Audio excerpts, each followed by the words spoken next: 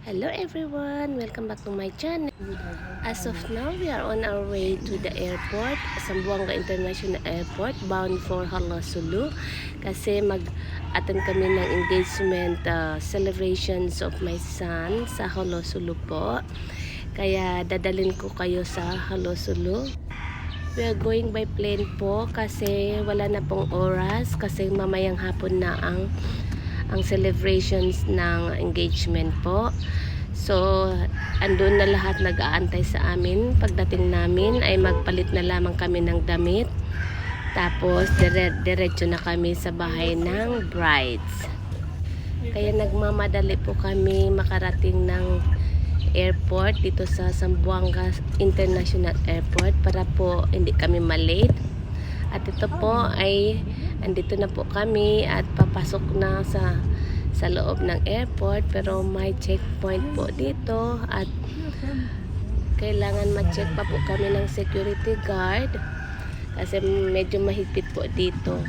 Okay lang po yun, maaga pa naman kami. Ito na po at kami ay papasok na sa loob ng airport sa departure area. Ipapacheck-in muna namin ang aming bagahe, guys. At ito na naka-check-in na po kami. Nasa loob na kami ng immigration, guys. At medyo matagal-tagal pa yung boarding time. Kaya nagutom kami, guys, at bumili kami ng breakfast dito sa loob. May nagtitinda po ng empanada. Hindi kasi kami nag-breakfast, guys, nang umalis kami ng bahay. Ayan, at kami ay papasok na sa loob ng eroplano, guys. Malayo ang eroplano kaya maglakad kami, guys. Tingnan ninyo, guys, napakalayo, oh.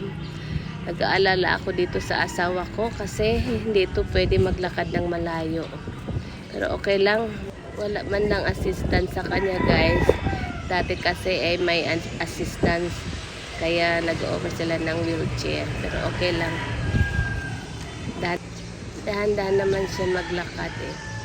Tingnan mo, lahat ay papunta doon. Ang layo, diba? Ang airlines namin, guys, ay private airlines po ito. At ano lang, 30 duration ng biyahe dito kung dito ay 30 minutes lang po. Kaya mandali lang po, kaya konti lang ang pasahero, guys. Ayan, papasok na kami sa loob, guys. At what's the number? Nasa unahan yata ang aming seats. 7C. Ito, nahanap na namin ang aming upuan, guys. At ito, picture muna kami ng asawa ko. Ay naku, napakainit sa loob, guys. Sobra. Wala po yata ang window glass, guys. Oh. Okay lang, baka mamaya ay malinaw na. Ayan, pinaanda na po, guys.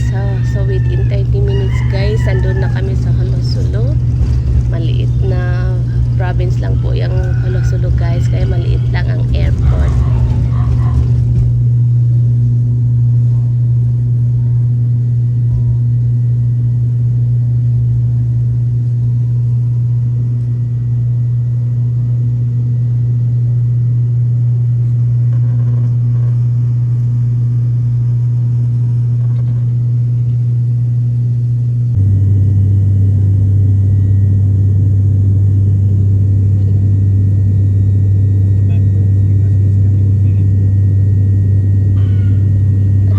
Guys, nandoon yung sa The Grand Mosque, guys, yung malapit sa bahay namin.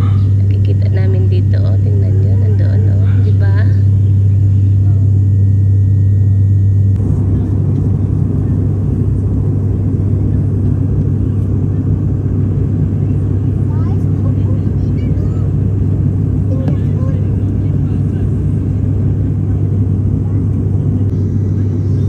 Anong island kaya ito, guys? Hindi ko alam. Hindi naman siguro ito Hala-Sulu, no?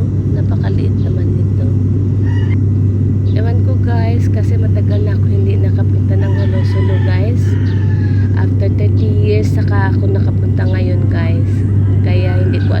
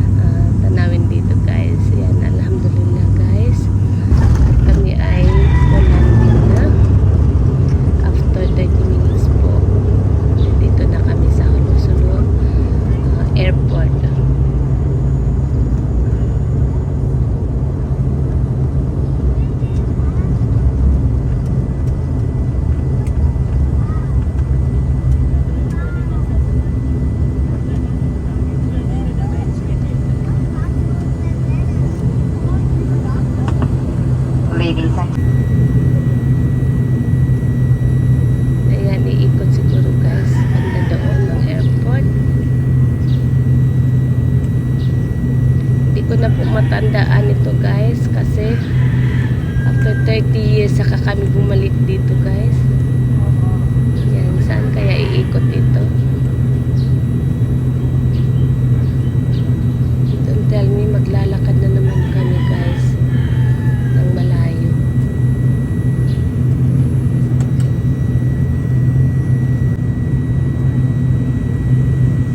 Ayan, Holo Airport.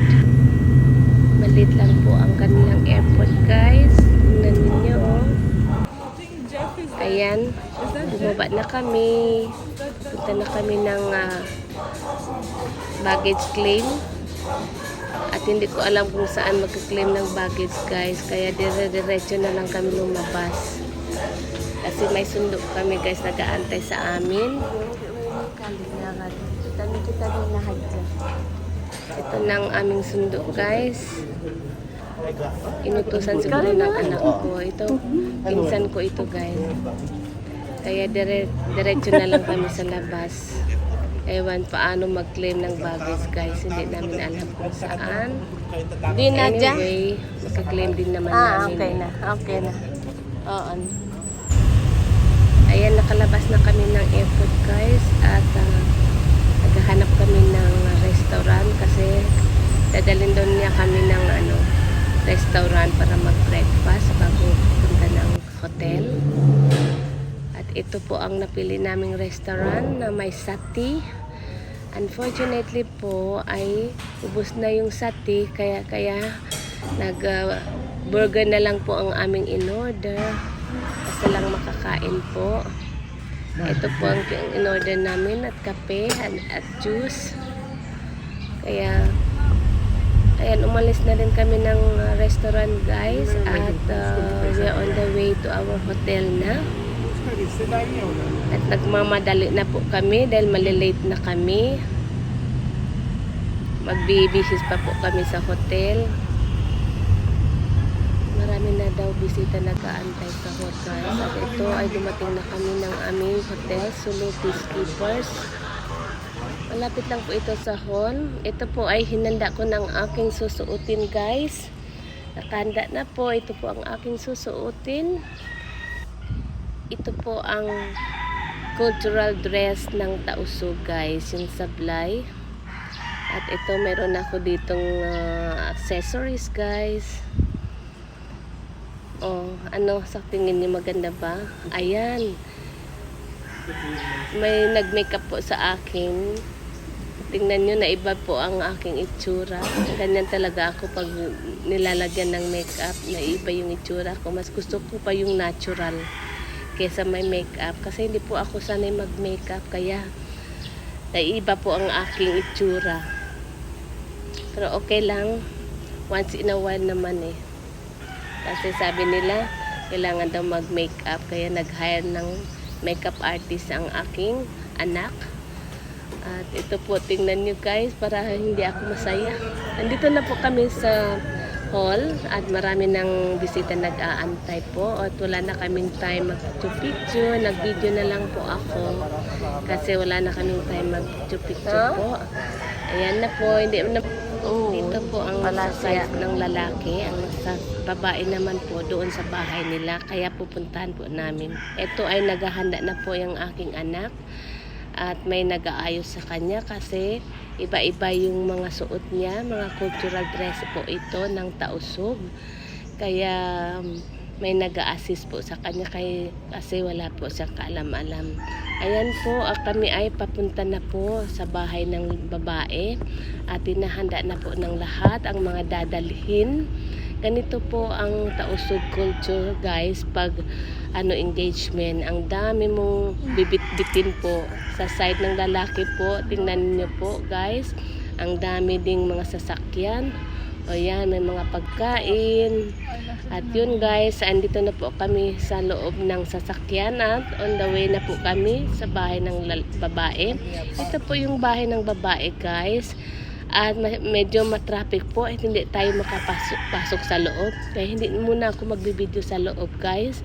Next vlog ko na lang po ako mag-video. Okay, see you next time guys. Thank you for watching. Bye!